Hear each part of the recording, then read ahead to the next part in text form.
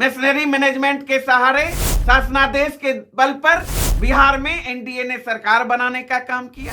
और वहीं फिर 2025 में भी कलेक्टर अभिषेक सिंह हलन हमरा कहले रहलन कि अब पिछला बार जब 2700 वोट से हारत हलन तो हम जिता दिली, अब 1600 वोट से हारत हलन तो ना जीतती हल।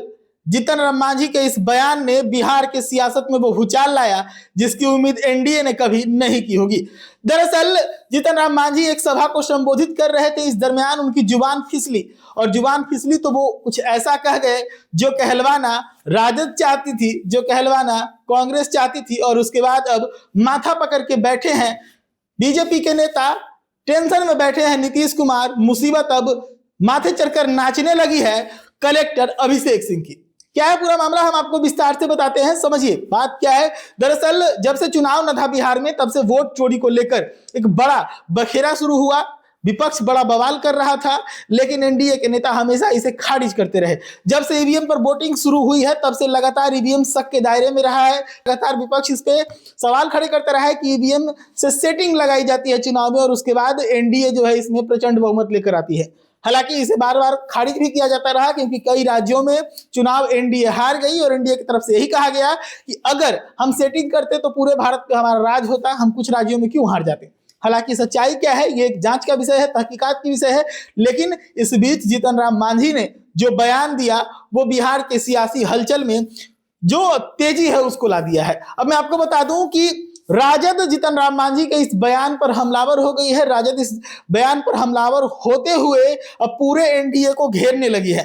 सीधे तौर पर राजद के प्रवक्ता अरुण कुमार जो है वो कह रहे हैं कि जिस बात को लेकर हम लोग पहले से बात कह रहे थे इस बात को दबाया जा रहा था, लेकिन अब एनडीए के नेता जीतन राम मांझी ने ही इसे अपना कबूलनामा दे दिया। खबर में आगे बढ़ेंगे लेकिन पहले हम जीतन राम मांझी के उस बयान को सुनवाते हैं। एक सीट गलती से हार गलन, अगर हमरा वो कहतन हल जैसे 2020 में कहलन हल कि हम हार रही है कोई उपाय, उस समय 2700 वोट से हारत हलन, हम प्रयास के लिए जीत गलन। इस साल वो मात्र 1600 वोट से हार रहा।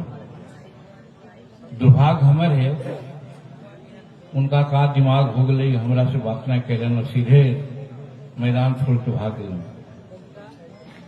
जौन साथी जो 2020 में जो कलेक्टर अभिषेक सिंह जी अभी त्रिपुरा में है वो टेलीफोन करे थलन कि सर हम तोरा 2700 वोट से पीछे है लता जिता दिलिए हल, अभी तो 16 वोट से पीछे है, जितावे में कौन दिक्कत है। हम माथा ठोकली कि हमारा पास अगर जानकारी हुआ था तब ना, वो तो चल गया घर है। खैर कहे के मतलब कि हम जे रात दिन जनता के काम ला बैठल रहे ही गया में।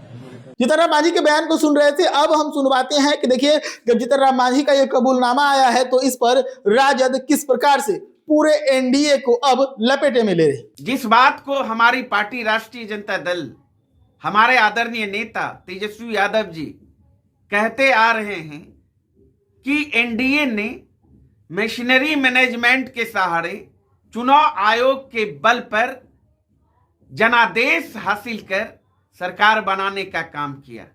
शासनादेश के बल पर मिशनरी मैनेजमेंट के सहारे महागठबंधन को चुनाव हराने का काम किया। वो बात आज साबित हो गया। केंद्रीय मंत्री जीतन राम मांझी जी के बयानों ने साबित कर दिया कि एनडीए के लोग मिशनरी मैनेजमेंट के सहारे चुनाव जीतने का काम करते हैं। उन्होंने खुद ही कहा 2020 के बिहार विधानसभा चुनाव में हमारी पार्टी टिकारी से चुनाव हार गई थी 2700 वोट से और डीएम के सहारे, डीएम के बल पर, मिशनरी मैनेजमेंट के सहारे वह सीट हमने जीतने का काम किया। इससे साफ जाहिर हो गया कि 2020 के बिहार विधानसभा चुनाव में भी मिशनरी मैनेजमेंट के सहारे शासनादेश के बल पर बिहार में एनडीए ने सरकार बनाने का काम किया। और वहीं फिर 2025 में भी उसी तर्ज पर सरकार बनाने का काम किया। तो जीतन राम मांझी जी के बयानों को चुनाव आयोग को अविलंब संज्ञान लेते हुए उस पर कार्रवाई करनी चाहिए। ऐसे और अपडेट्स के लिए देखते रहिए सच टॉक्स। धन्यवाद।